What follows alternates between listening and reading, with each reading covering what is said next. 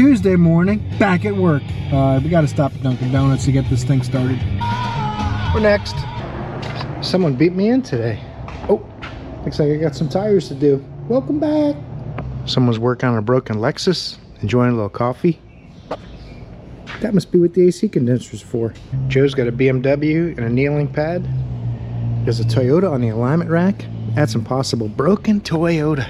Well, if you can't tell already, I'm excited to be back from vacation. My batteries are recharged. I'm ready to go. Hope you guys enjoyed the unusual videos I put up for the week. Wanted to keep you guys entertained and maybe informed a little bit. If something I did there worked out well for you, I appreciate you subscribing. You already did that probably, right? Thanks for tuning in. Anyway, I'm Jimmy. We're making it work. We're going to spend a day in the auto repair shop, getting things done and finding out what's going on. I have no idea. Been away for 9 days now because of Memorial Day. I hope everyone had a good Memorial Day. We have to be grateful for our freedoms. We get to make YouTube videos and go on cruises because a lot of people have made some big sacrifices. So I hope you had them in your thoughts that day. This video is going to be a week later almost. So let's figure out what's going on. Finish getting the shop open. It looks like someone beat me here early this morning.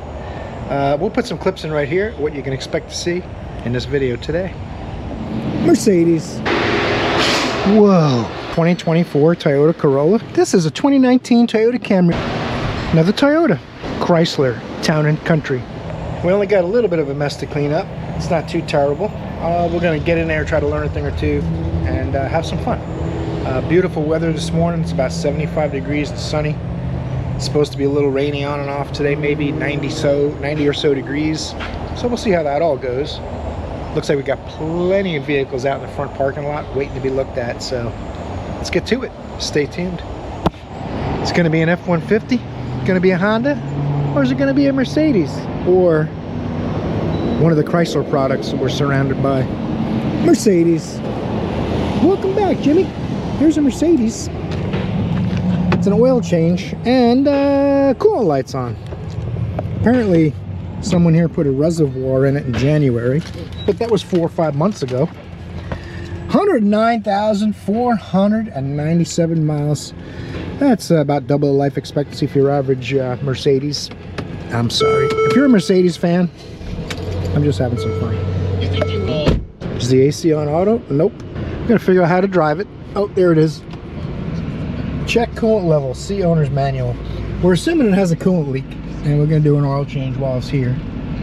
And it's gonna get a love rating of 6. It's a pretty nice car. We're starting off the week with a pretty clean European exotic SUV. I know I'm not gonna hit it. It's upset. It gets a little sad when you get close to something. If you're new to the channel, or if you just haven't noticed me pulling a car in before, my lift is about 6 inches off to the right in the bay, so you have to kind of drive into the bay a little out of skew. I'm gonna crack the window down so we can't lock the keys in the car just in case. And I'm gonna go ahead and do the oil change real quick too. I'm not even sure if we have the filter for this in stock. Probably had to order it. Let's get on the hood, get to work. Starting a fresh week. It's only going to be a 4-day week this week because yesterday was Memorial Day.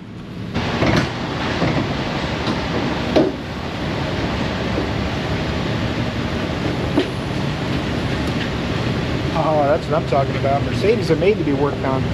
We did have the filter in stock. I'm not going to do it till after I see if I can find a coolant leak. I put a splash of coolant in the overflow, maybe a quart, and it makes the phone ring. So you got to be ready for that. Don't be alarmed when it happens. 27059. That's a beautiful looking filter. Got an O-ring on the base, probably an O-ring in the top there. O-ring for the housing.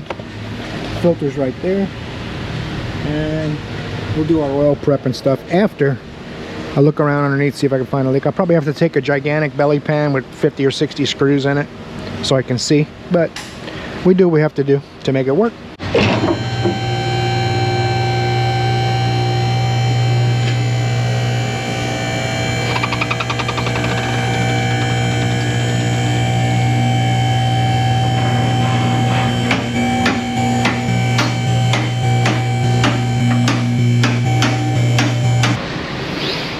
Alright, we got to get us some heat shield screws. Heat shield? Splash shield, you know what I mean.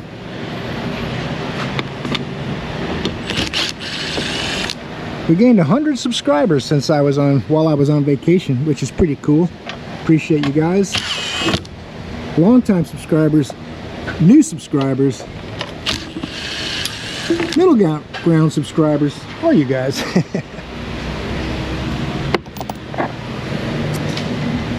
I didn't make any shorts this week, and my views are down 100,000 views, but that's all right. This channel is more about long form videos, and the shorts I just make to have a little fun, and it gets some views and a couple subscribers here and there, but I do them mostly when I think something's funny or unusual, but the long format's where we're at. There's my drain plug. Man, if this thing has a leak, it's got to be really slow. I'm not seeing any puddles or drips or traces. It could have just had a little air pocket in it. I'm not sure. Let's get the oil drain over here and focus on the oil change. We'll probably have to run it. I can pressurize it too, but it'll also do that itself when it heats up, and we can find out if it's actually leaking on its own. That's what I kind of prefer to do. I know a lot of guys don't like it. They want to put a pressure tester on it right away. But the only real benefit to that is you're not getting it hot. But sometimes they'll only leak when they're hot. So it's kind of a double-edged sword. I definitely see some oil leaks coming from above. It looks like valve cover gaskets, oil filter housing. The oil filter housing's on the driver's side. But there's also oil leaking down this side, because the oil won't travel over to the other side, right? Let's look at the brakes while we're in here. The brake pads are really good, like 10 millimeters. It might have been done, someone's done struts, it looks like, too. So they must have done brakes and pad sensors and struts and a coolant reservoir. And now we got to see if we can find a coolant leak, but someone's had the tie rod ends off of it. I'm just going to focus on the oil change, and then we'll go from there, maybe take it for a drive. I had to borrow Bill's Mercedes oil filter housing adapter. I don't do a lot of these. I haven't bought them yet. AST 1998 or MO209. I can't get my strap wrench down in there like I normally would on a Mercedes, because this cool pipe is in the way. So this cup fits it very nicely, and then we can put a socket on it. They didn't want to mold in a nut for you. They wanted you to buy their specialty socket. Ugh, jeez Louise. I made a video about how it's not fair to oil change guys to make them buy sockets to do your oil changes on your cars. The shop should supply them, I suppose, but then you don't have your own oil filter sockets. I like to have my own tools so that I'm mobile if I decide to mobilize. How's that go? Mobilize? If you don't have your own tools for this kind of thing, then you're kind of stuck where you're at unless you go to another shop that also supplies them. So what ends up happening is we end up having to buy $40 sockets to do an oil change that pays 0.3. It's really not fair to mechanics. I'm going to make a video about that eventually. This is really tight. I got to set you down someplace safe and buzz it off of there.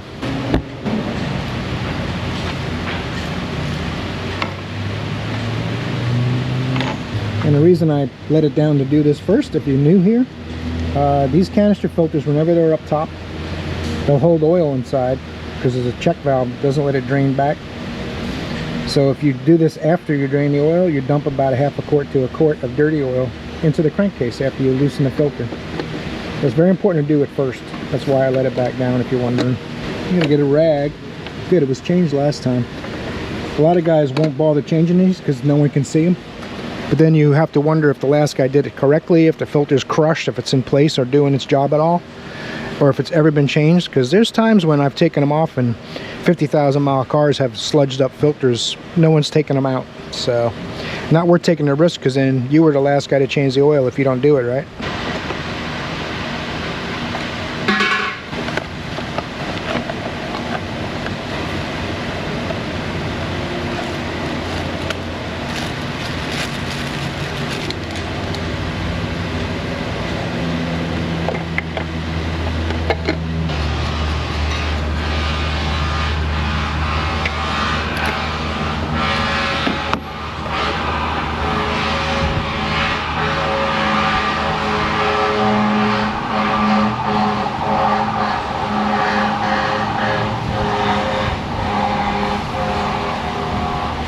Polk County, it's not even an Osceola County ambulance. Kind of strange. Anywho, now this might seem repetitive for some of my long-term viewers. These don't have to get very tight.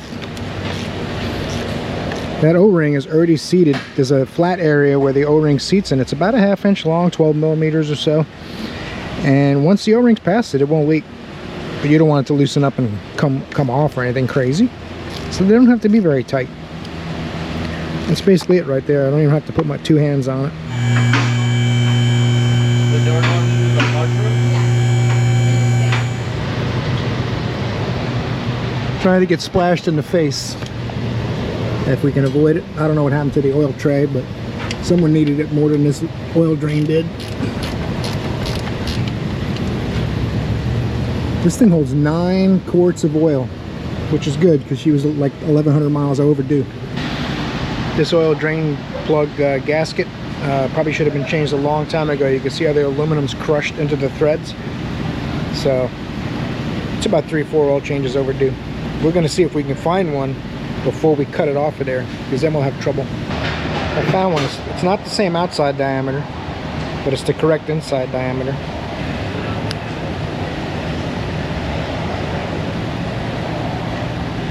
That'll be good.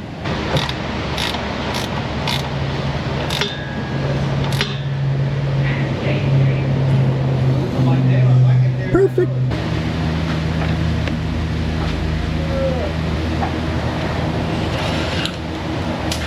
Gravity check.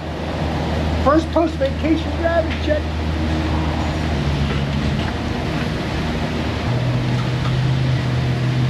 There's one missing.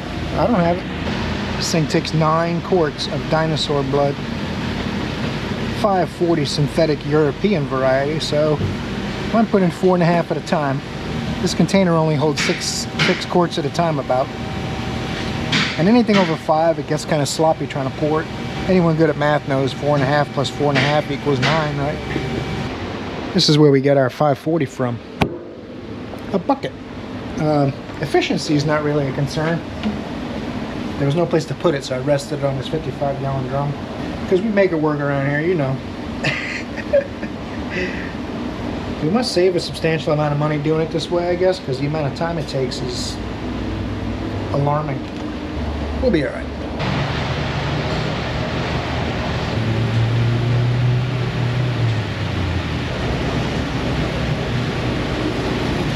Alright, we got a new sticker, and gonna fire this thing up. Get a little oil pressure in it. I gotta reset the oil change reminder and put this on auto since we got the fancy air conditioning anyway. We might as well, right? Gotta scroll through the menus. It's gonna be in here somewhere. Reset values, yes. Boom. Oh, that might be gas. I just reset the gas for her. She'll appreciate that. It's really not funny. I apologize. Let's look through the menu and drive assist, service. This is the problem when you don't work on these things all the time. Let's go through here. What do you guys think? You got any ideas? I'm gonna search this out, figure out how you reset the service, and go from there. I've recorded a lot of clips for this tool and showed the graphing features and code reading and data you can access, reports, all kinds of features. I'm not sure if I've recorded, I don't think I have, resetting oil reminders. Definitely not on a Mercedes. So we're going to reset the oil reminder with the V-Diag tool, the VD70. I got updates to do, so we're going to go ahead and take care of these updates. Then we'll go ahead and get into this vehicle. And this is updating the primary software program for the scan tool. Then it'll update some of the vehicle parameters. It's going to restart. And we'll come back. I'll show you how to reset this oil change reminder. Since I just changed the oil, it still says service in 109 days.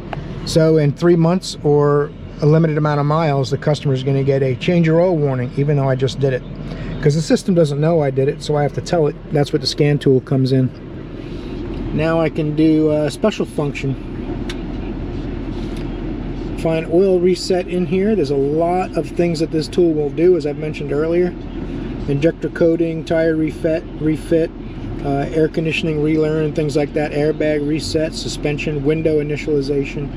But all these things are listed on a page it won't do that for every vehicle. It gives you all the options, and sometimes you'll click on something, it'll say not available for this vehicle, but we'll reset, it will do, or it will at least tell you how to do it. I'm going to go Europe, go down to Mercedes. I think this might say something odd for Mercedes-Benz Transport, or Benz. Instead of Mercedes-Benz, it just says Benz. That's a little bit odd, but it works. These two will shake hands. 2014 GL450 off-roader. Ooh. Learning processes. Reset general maintenance. Actual values. Days until next service 109. Service A 109. Travel since the last service due 7,384 miles, which is a little overdue. We recommended it at 6,000. Reset general maintenance. Only the most recent accidentally confirmed general maintenance can be reset.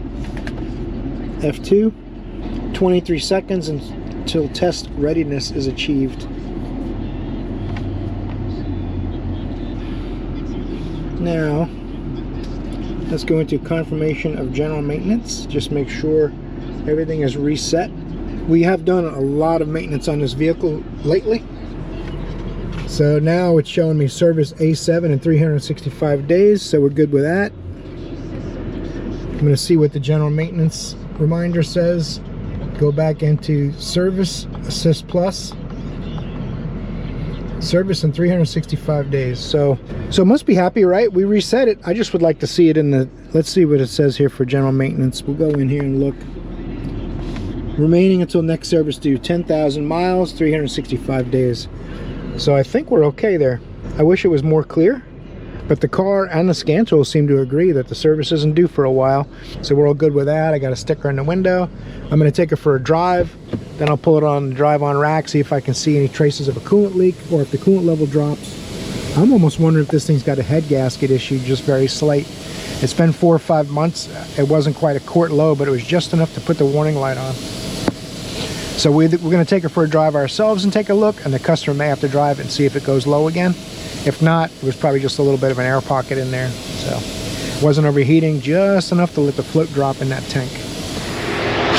Whoa, Ford Fusion 2014, must be from up north or something. See some stuff happening with the hood. It's aluminum, but what they're finding out now is they went to aluminum because it doesn't rust. But what it does instead is it corrodes. So didn't really get anywhere. It's a little lighter, that's the good news. This car has a problem with, it says they get a hill assist warning on the dash. The brake lights also don't turn off. So we're going to get the V-diag tool hooked up, see why it's angry. And I did look, the brake lights are on. 149,000 at 33 miles. What can you expect, the poor little thing? 10 years old. It's about 15,000 a year. I guess it's not really a lot. It's way more than I drive. You guys know that I don't put lots of mileage on my vehicles. I also like to replace them every 3 or 4 years. I know people don't like that. A lot of people want you to drive an old car when you're a mechanic, but I've done that most of my life. So I'm at the stage now where I want to work on my own stuff on the weekends. So I drive newer vehicles. So to me, that's a ton of mileage. I might be getting a new truck here soon. Let's put it that way. Anyway, gonna scan this in.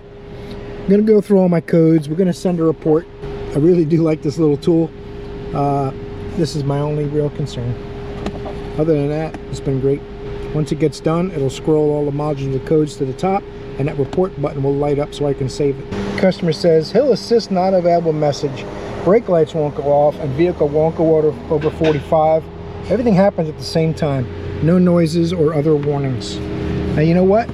That is fantastic. That's a lot of information. So we're headed towards... Nobody has any mufflers anymore. We're headed towards a brake switch problem, but we're going to prove that out by looking at some data PIDs, see if it thinks the brake light switch is being pressed. A lot of these brake switches nowadays, everything, you know, you guys know, everything's getting a little more complicated. So some brake switches have 3 separate circuits or 2 separate circuits. The old days, a wire went through the brake switch and back out, and when you push on the brake pedal, the switch closed and energize the brake lights. When you let off the brake pedal, it opened and turned off the brake lights. But now the cruise control and all other things are tied in through the brake switch. I've seen some of them with 6 or 8 wires in them for all kinds of different controls. You would think that that would communicate over the CAN system when you touch the brakes, but maybe they didn't get enough speed from that. Let's send a report, get up some data, we'll take a look. We've got quite a few codes. Boom, send successful. Now I go exit, out, and I'm just gonna go manual diagnosis. I'm not gonna scan all the modules again. Oh, let's do this. Auto scan. It'll get in the car. We'll go from there. Okay. Now I'm gonna go system selection, anti-lock braking, live data. Pretty fast little tool, I'll tell you what. I mean, everything with this tool has been great so far. It doesn't have the glitches that I got with the X tool, but it seems to be the exact same software. I might have mentioned that a few times. Brake on and off, hydraulic pressure of brake fluid line. There's a lot of data in here, which can make it kind of confusing, but you have to keep your mind right and just focus on anything to do with the brake switch. Input state of electric park brake switch. That's not the brake pedal, that's the actual parking brake itself, this one right here. So if I click this, it should change release, brake, neutral, release. So that's working really good. Custom graph. You guys know I like to do graphs because instead of looking at a little data PID, you can really see some information. That's with the brake pressed, brake off, hydraulic pressure, brake on, off in red. Brake on. Okay, what's changing here is my brake fluid pressure, and the brake light switch is always on. Let's see if we can pull up on the pedal, get it to say off. Whoop, off. On. Off. See, I'm changing the state right there. Let's go exit, list, deselect. So I only want my brake switch.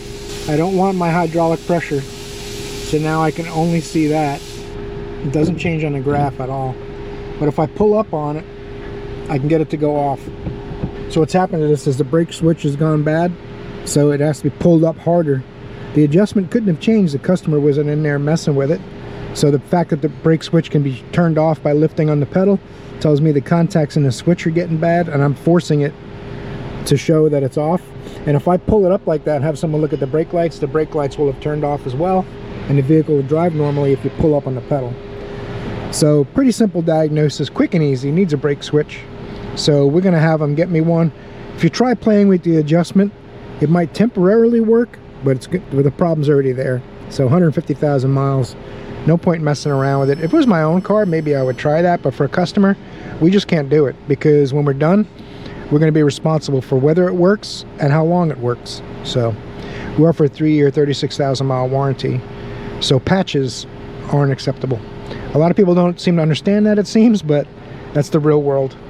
So let's let them know it needs a brake light switch and see what's next while we wait for parts and approval. Alrighty, we're going to get in here and do this brake switch. It is on the way. Coming from O'Reilly's. Now I got it unplugged, little latch, and now I got to get it to roll somehow. Most of the time you can just pop them out and stuff will happen. If you're going to replace it, you don't want to break it.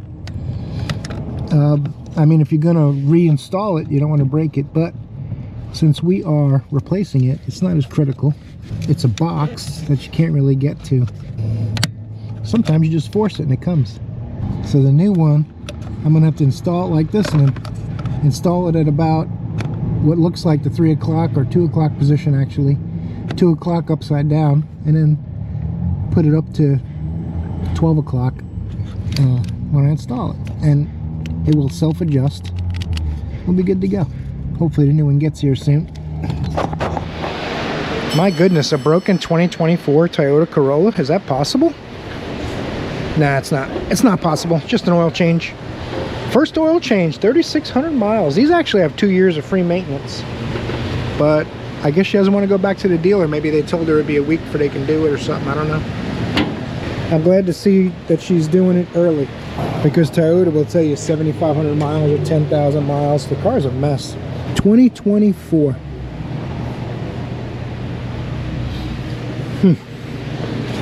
3,742 miles on this poor thing. Oh well, what are you gonna do? I'm gonna reset the oil change reminder first before I get messy. Reset oil change data, yes. Hit OK and hold it. It should do it for you. Yes, no, come on. A reset complete. There it is. It just takes a little time. Be patient, Jimmy. Your first complimentary factory service is due at 5,000 miles or 6 months. Visit your local Toyota dealer. It's basically telling you get a free oil change, but we're going to do it anyway. I'm fine. I'm fine with that. 3742. Your first oil change on a new car. The manufacturers won't tell you this, but Jimmy will. Under 1,000 miles, I'd recommend doing the first oil change, because even though they're really thorough with their machine work and their cleanliness and all these things from the factory, you still have a break-in process, and all those microscopic little metal particles are in that oil. So the first 500 to 1,000 miles, you want to get that oil out of there. Even though they won't tell you that, no manufacturer recommends changing the break-in oil out. I do, because that's the best way to get life out of your oil. If you don't believe me, there's an oil guy, his name is Lake Speed Jr. on the YouTube. Got a great YouTube channel I subscribe to. I highly recommend it if you're into technical stuff and learning about engine oil and things like that. He has a lot of great content. I watched a video of his last night talking about how keeping old bottles of oil is a waste because they go bad when they sit on a shelf. So, and he had a good video about that. And he's also one of the ones, he does oil analysis, and he takes oil out of cars that have 500, 700 miles, sends it for analysis, and it shows how many parts per million of metal particles are in the oil. Versus, he changed the oil on his daughter's car like 3 times by 10,000 miles, and he showed every time he did that, the oil particles came down. So, highly recommended. Let's do it. All right, let's do some oil change prep. Oh, look at this. This isn't even in. Now it is. I don't know if a Canadian or Mexican or a Texan built this car, but I know they're built in several different places. You can tell by the VIN. My son wants a new Tacoma, and he told me last night, you know, they're built in Mexico, Dad. They don't build them in the U.S. I said, actually, they build them in 3 different places, and I showed him the VIN. I think if the VIN starts with a 1, 3, or a 5, it's built in the U.S. Starts with a 2, then it starts with a 5, so this car's U.S. built. If it starts with a 2 or a 4, I believe 1 is Canada, 1's Mexico. I forget which is which, but in any event, let's leave this in here for now. Get this thing airborne. He brought me my filter. Look at that. Oh, that's my switch, and that's not it. I guess they had to order the filter. I'm going to pop this in the other car real quick, and we'll get this thing in the air and do the oil change. That's going to be super quick. You just watch how fast it happens. Speaking of broken Toyotas, look at that old girl. That's like a 2004 or something. Let's pop this in. What I do on these is, I won't be able to fit you guys in there with me, but push on the brake pedal, pop this in, and then let go of the brake pedal, and it'll set itself. And then electrical connector, and we'll make sure the brake lights aren't on. It's good to go. That is in. Should not have brake lights. No brake lights. Perfect. I'm going to clear the codes real quick. Get back on that oil change. That filter was pretty tight. 14 millimeter.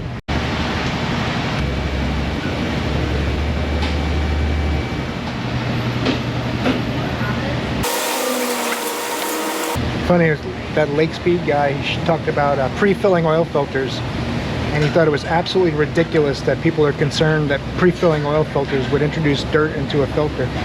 He was literally laughing, saying it's the most ridiculous thing he ever heard. He can't understand why it's even being discussed. He always pre-fills his filters when they're vertical. When they're horizontal, you can't, because it'll make a mess. You can put a little oil in them.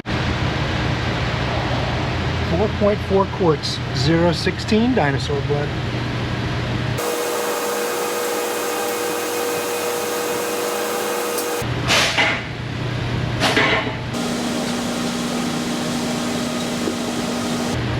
I overfilled this container about a half a quart by mistake. Yeah, that should be good. Super clear, hard to even see it. Alright, washer's topped off. Everything looks great, car's brand new basically. Just needs a good detail. I already reset the oil reminder and put a sticker on it before I even started so that it's all done. Let's pull it out and see what's next. Maybe another oil change. Call me the Castrol Kid. They didn't save me any classic cars or dualies, but they saved me plenty of oil changes apparently. This is a 2019 Toyota Camry with 17,054 miles and a love rating of 9. It is super clean inside and out. Can't bust this guy's chops at all. Oh, yes I can. He doesn't use auto, even though he has auto AC. He just puts it on the lowest setting so it will be colder. I'm gonna help him out. I'll put it on 68. Resetting the oil reminder. Let's do that. Schedule maintenance reset data, yes. Reset complete. Dunk, that was easy. Gotta put a sticker in it really quick. I do 5,000 mile intervals with synthetic oil myself. I know that Toyota, GM, Ford, Nissan, BMW, Mercedes, etc, etc, etc. They tell you can go 8, 10, 15,000 miles with an oil change. I don't want to buy a new car every 5 years unless I choose to of my own accord, not because my engine went bad. So I don't follow their recommendations. They want to please the EPA and sell you another car. Cut whatever they recommend in half about. If you drive on the highway a lot, you can get away with going a little further. If you drive around town short trips, change that oil, man. It's not expensive. $30 to $50, depending on the vehicle you have. It's well worth taking care of it. Anyway, enough preaching. Let's do this oil change real quick. When we come back, I'll be pulling it out because I'm not going to record another oil change. All right, this here beautiful Camry is all done. The wiper blades are trash, but customer declined them. You see how they see what they do? But I guess they'll do it themselves or something, but it needs them bad. Other than that, it's done, and maybe there's another oil change to do, or at least another Toyota. Another Toyota. I don't know what it is today. Doesn't crank. It's got a new alternator in it, got a fairly new battery. We tapped on the starter and got it to crank, but not enough to start. The starter's really bad. It's like coming apart and wiggling around as parts moving on it. So it needs a starter. But let's go inside and take a look. This is a regular customer. The car doesn't look very nice outside, but it's pretty clean inside. Got quite a few miles on it, I believe. Let's see here. 228,478 miles. There was some people, I think I mentioned earlier, you guys, I might be getting a new truck because my son-in-law gets me good deals from Toyota. So anyway, there was some people online trashing new Toyotas, saying they were junk. I'm like, that's what they used to say in the 80s and 90s about them too. Toyota's first turbocharged 6-cylinder was in 1979, and it was on the Supra. So, and how's that car's reputation doing? Anyway, this one's going to get a starter. We're going to give her a love rating of 7. Something in this age and mileage that's in pretty good shape, really. Let's see what happens if they want to do it. I think she will. She always fixes it, basically. I'd be shocked if she doesn't. That sound means we got approval on the starter. I figured we would. It's the daughter's car, apparently. We had to explain it to the dad. We'll go ahead and get this thing up in the air. I'm going to put an insulator between my battery cable and my battery terminal, just in case. We don't want nothing to happen.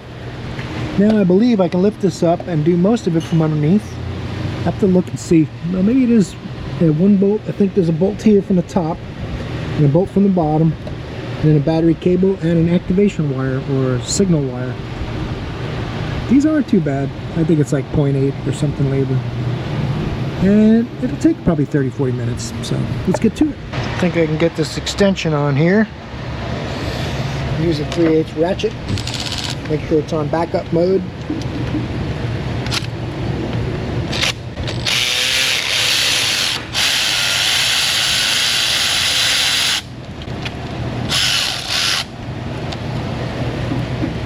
that down below. Give me it back. Yeah, turkey. Uh-oh. We're gonna do it one piece at a time. It's no big deal. I'm trying to leave the bolt in that hole so I don't have to get it started in the hole again, because the starter's going the other direction, so no point taking it all the way out. Now, I think I go from underneath. Pull this out of the way, a couple of these little push clips, and there she goes. There's going to be a little connector doodle, and under that rubber booty is the main cable. Get the booty out of the way. I think it's a 12, it looks like. Hopefully this fits.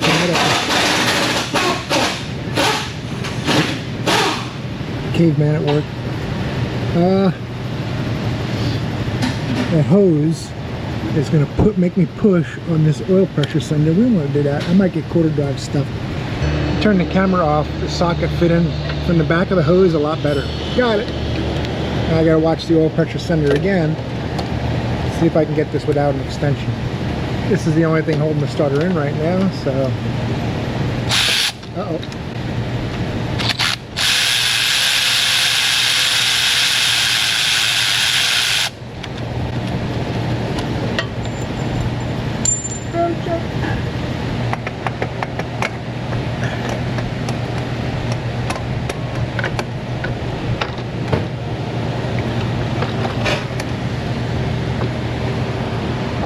Alright.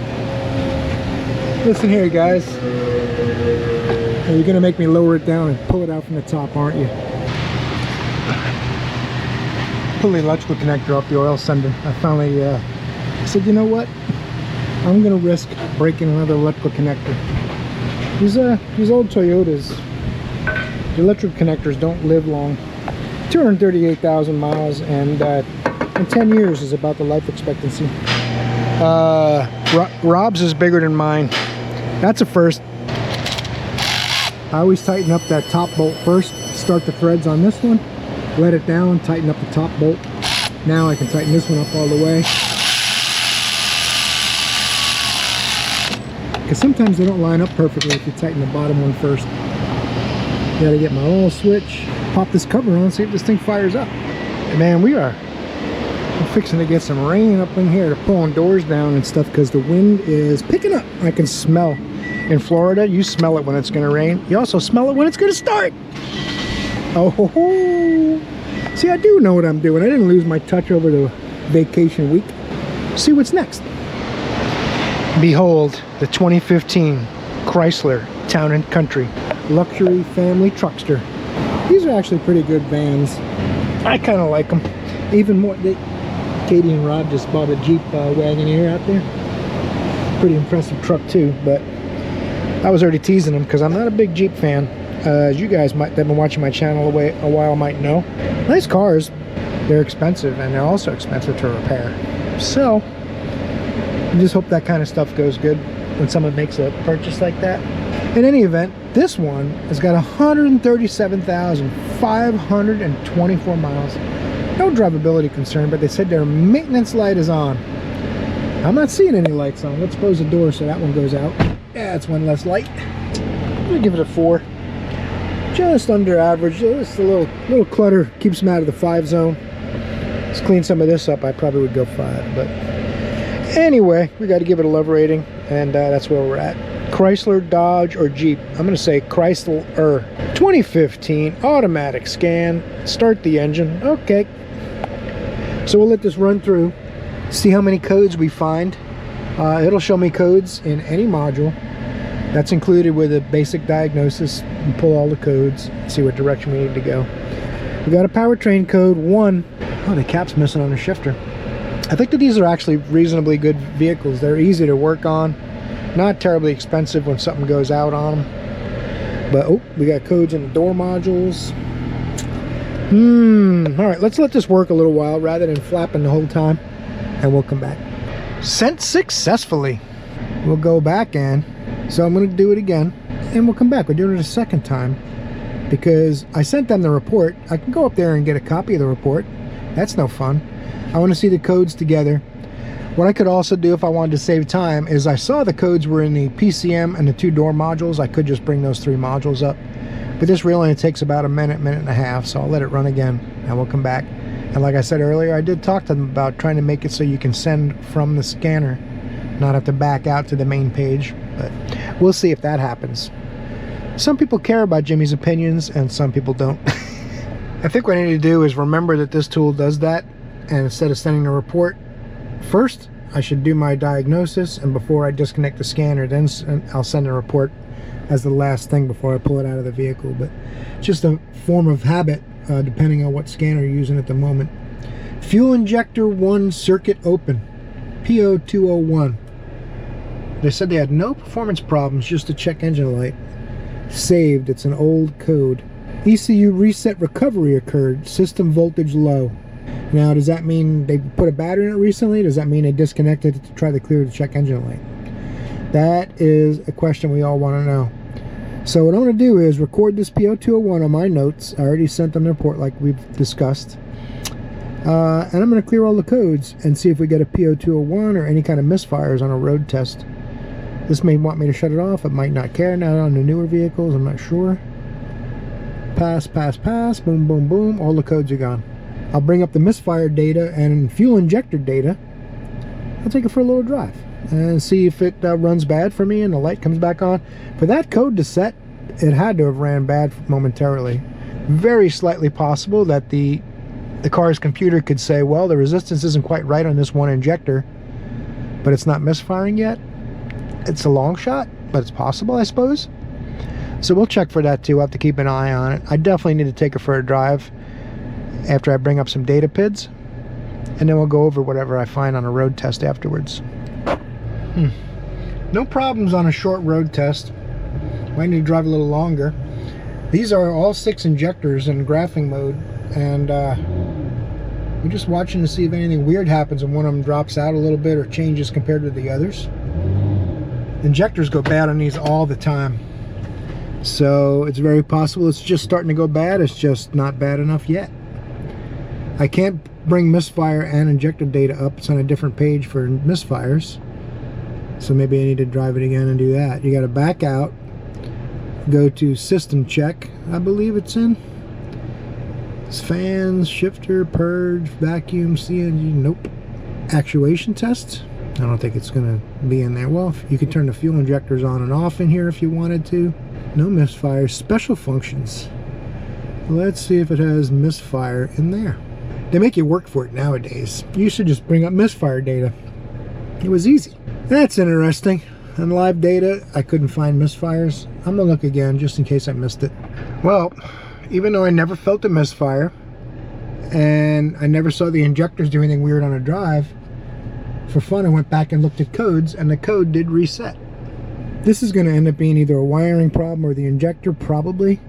What's odd is the mileage on the vehicle and the mileage in the PCM are off by 17,000 miles. Maybe at some point the PCM was replaced and not had the correct mileage put in. I don't know. I'm going to look under the hood, see if someone did put a battery in it. If it doesn't have a brand new battery, someone tried clearing the codes by disconnecting it. That's what caused some of them other codes.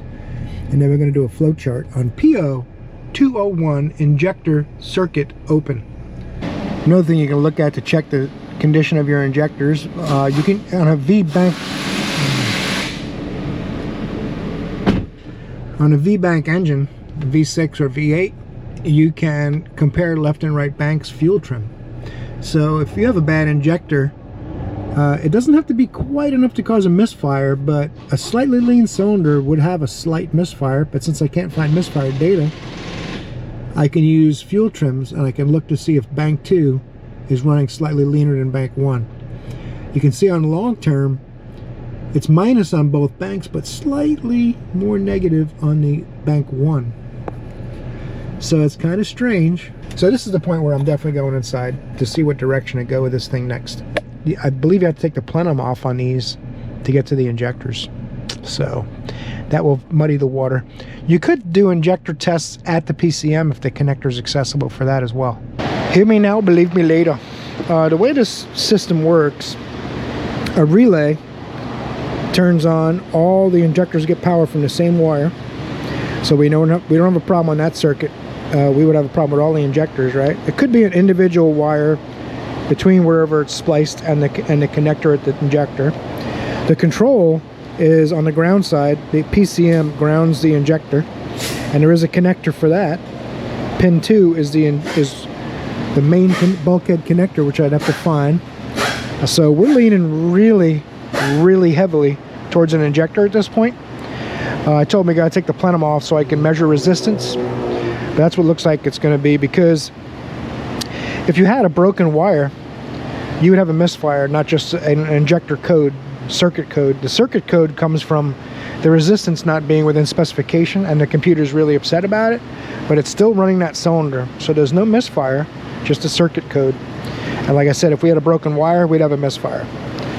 We could have a wire that's almost broken, I suppose. And that's what the test will be for, pulling the plenum off, and we'll resistance test that injector versus the others.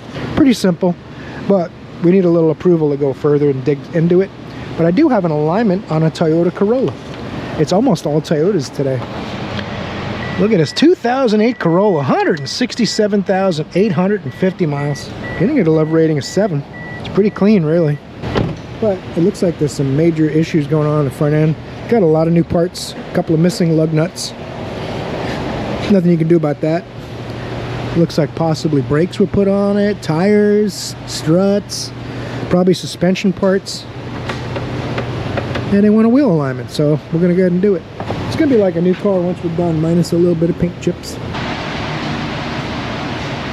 Had to restart the machine and start from scratch because it wasn't acknowledging the rear heads. The rear cameras weren't lit up. So now we're trying to boot this thing up again and we can start over. And even that's taken a while now. I don't know why. We're going to be patient, and hopefully this machine can make it work. It's been a little glitchy the past couple months. Alright, I'm not sure what's going on with the machine, but this is the 4th time I'm trying to restart it. And figured I'd lift this up, take a look around. We got no cotter pin on that ball joint, but we got new inner and outer tie rod ends. Boot's not on there quite right. New arms, new axles, new brakes and pads and rotors, new struts. That's an interesting bolt. It's made in case you go over a squirrel and you might get away. No, he's not. Another axle over here. Well, no, this one's leaking. Man, this is almost exactly like that Honda, whatever it was I did a week or 2 ago. All new parts. Left axle leaking grease. That's almost the exact same setup. This is probably some guy that owns a bunch of old vehicles he's fixing up to sell or something. I don't know. What do you guys think? It's a pretty extensive amount of work on this car. Looks like it might even have some new body panels and stuff, like the fender and bumper and stuff. Alright, I'm going to keep playing with this machine, try to get it to work so I can get my hour alignment. I got about 30 minutes into it already. Got 45 minutes and they're trying to get this alignment machine up and running. And it looks like it's got one of the famous Windows crashes. That's why I use Apple computers at home and Apple phones, because they don't do this kind of stuff. Sorry to my Windows fans. So we're turning on and off. We're one time, oh look, preparing automatic repair. So yeah, the Windows is crashed. So we'll see if we can get it to work. Otherwise, I don't get my hour. I got 20 minutes left to make it happen. Well, that's a bummer.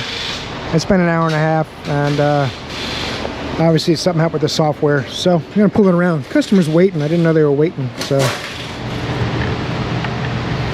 gonna get this plenum off there. See if we can check that injector tonight. Customer approved it.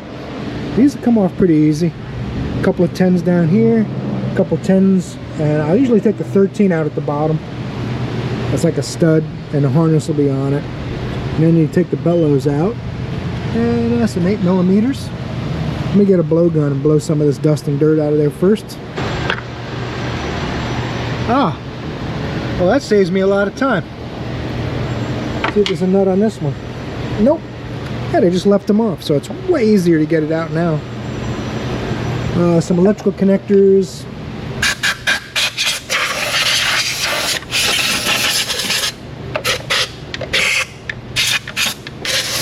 You just don't want large chunks of debris going down the engine.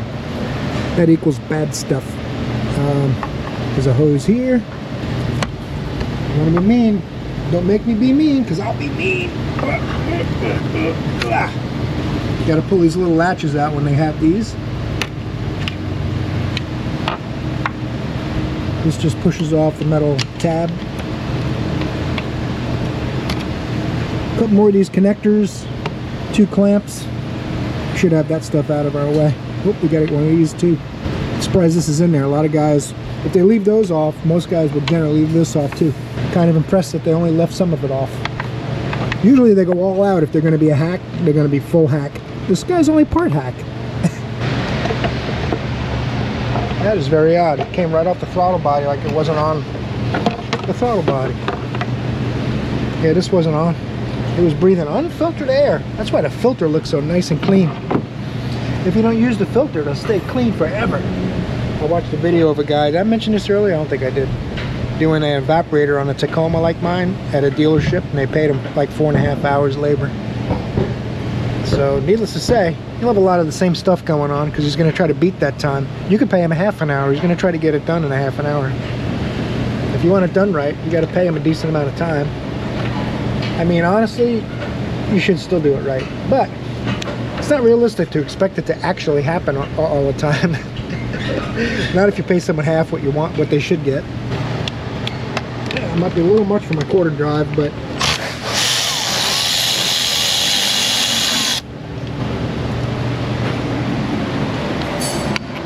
a lot of little push pins to get out of that bracket. This is that harness holder I told you would be on that stud.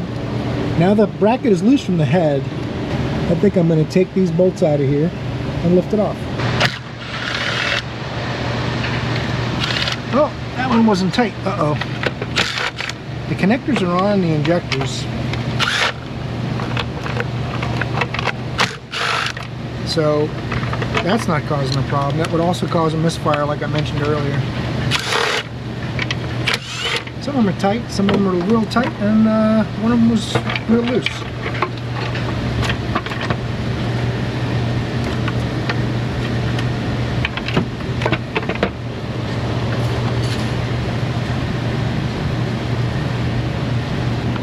Just want to get these this harness out of my way. Oh, that one's not even connected. Okay. Someone must have done an oil cooler or valve cover gaskets. Looks like those valve cover bolts have been messed with.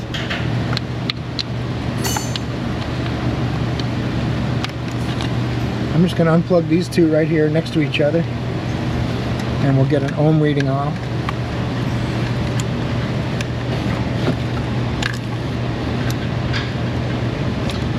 Let's get the meter out.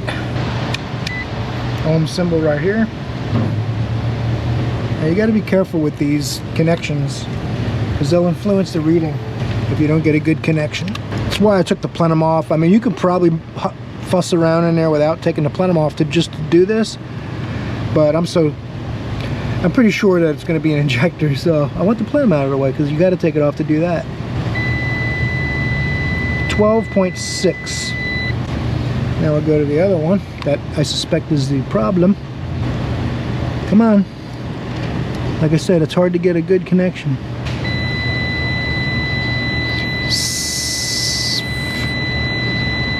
That's interesting. It is higher though. So that injector's bad. Let's go back to the other one just to make sure. That's why it's not misfiring, because the injector is just beginning to act up. And the PCM's going, hey man, it's taking me a lot to fire that injector. We've got a circuit issue. 12.5, 12.6. Alright, we got a bad injector. That's what I suspected. So injector's on the way. Not sure when it'll be here. I have to go check. Those are the bolts that hold the rail down. I do not want to leave them in the rail, so they might not fall where I don't want them to. I'm going to try to get these injectors to come out with the fuel rail so it doesn't dump too much fuel. This is flexible on this side, so you can just do one side if you want, which is how I prefer to do it. Sometimes they'll pull out of the rail no matter what. Oh, that one pulled out. A lot of trash right here. I didn't want that to happen. All that air gun work for naught.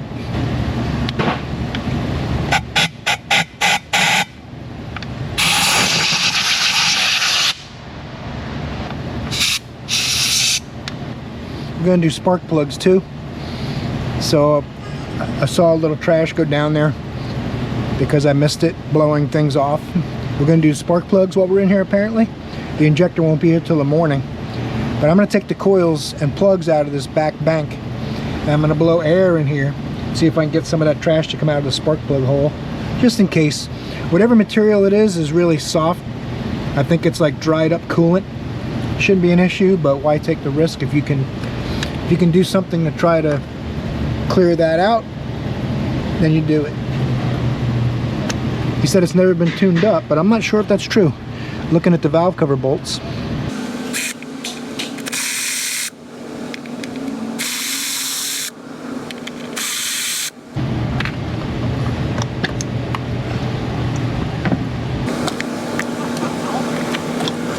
Spark plug socket.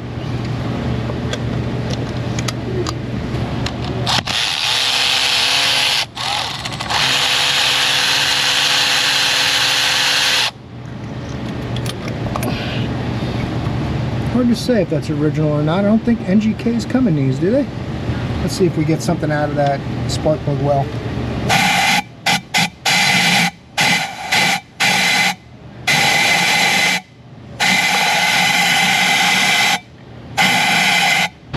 That one wasn't tight, so I know they were changed. See, the gasket was never compressed. So we're going to change them all, just to be sure.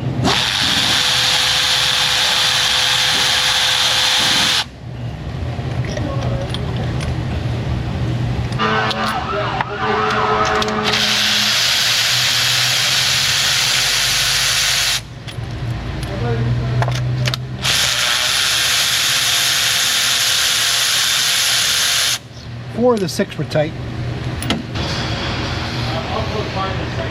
That's the Injector. Surrounded by trash, oddly. Probably rat poop. Whew. Alright. That's where we're going to end it right here. They got the shop all closed up. You can see behind me it's pretty dark. I think Joe's bay is open for some reason. But I'm finished for today. We're going to do all 6 injectors he was just telling me, and the 6 spark plugs, and they got an intake gasket set too. So we'll get it done. We'll get it done right, and we'll get it done tomorrow. So thanks for watching today's video, guys. I really appreciate your support. It's been great. We're approaching 19,000 now, so make sure you torque the like button on your way out if you would. I know you've already subscribed, so I'm not going to ask you again. Hope I see you in the next video, because you're awesome.